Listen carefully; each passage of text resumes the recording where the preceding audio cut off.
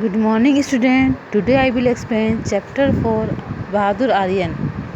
So let's start.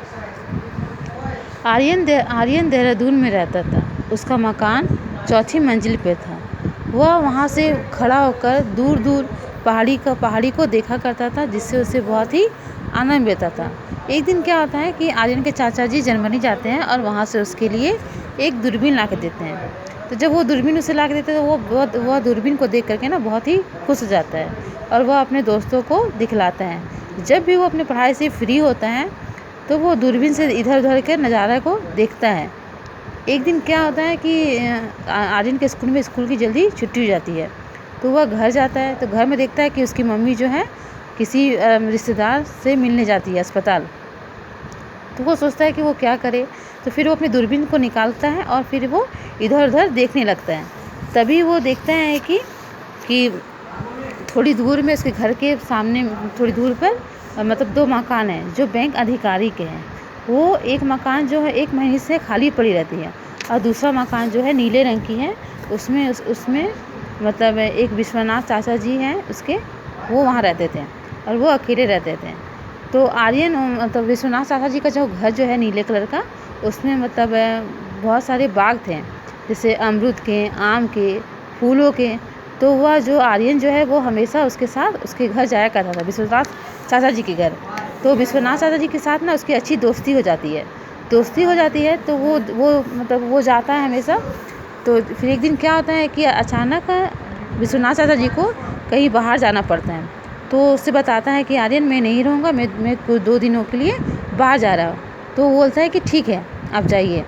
तो वो अपने घर जब भी वो कहीं बाहर निकलते हैं तो अपने घर के दरवाज़ा खिड़कियाँ बंद करके जाते हैं। तो फिर एक दिन अचानक दिखता है कि ये विश्वनाथ चाचा जी का जो खिड़की है वो खुली हुई है, कुछ लोग आना जाना करे। तो आर्यन को लगता है कि चाचा जी तो है नहीं, तो उसके घर में कौन आना जाना कर रहा है।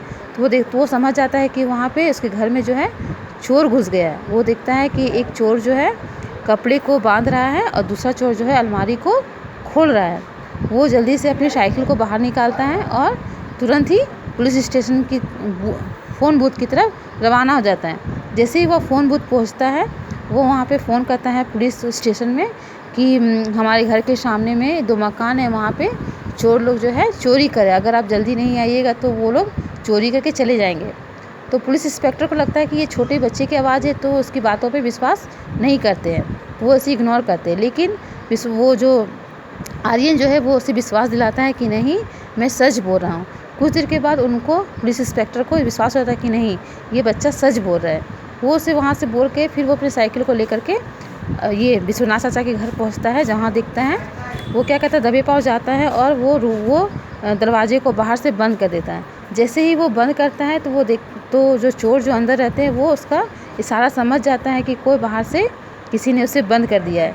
जैसे ही बंद करता है तो वो खिड़की से देखता है कि एक बच्चा जो दरवाज़ा बंद कर दिया है। तो वो क्या करता है खिड़की का जो लोहा का जो छड़ रहता है वो क्या उसे तोड़ने लगता है।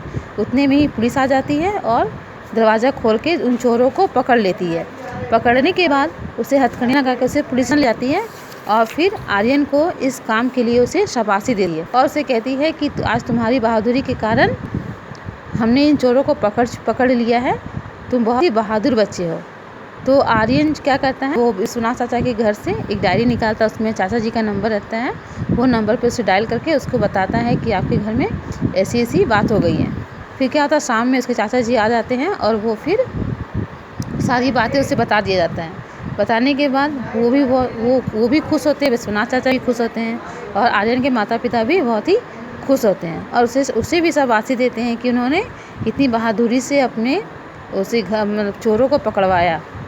और आर्यन अपनी दूरबीन को भी धन्यवाद देता है कि आज उसी की वजह से उन्होंने अपने काम को पूरा किया। आशा करती हूँ कि आपको ये स्टोरी समझ में आई हो और आप इसे घर पे अच्छे से रीड कर पाएँ। Thank you, take care.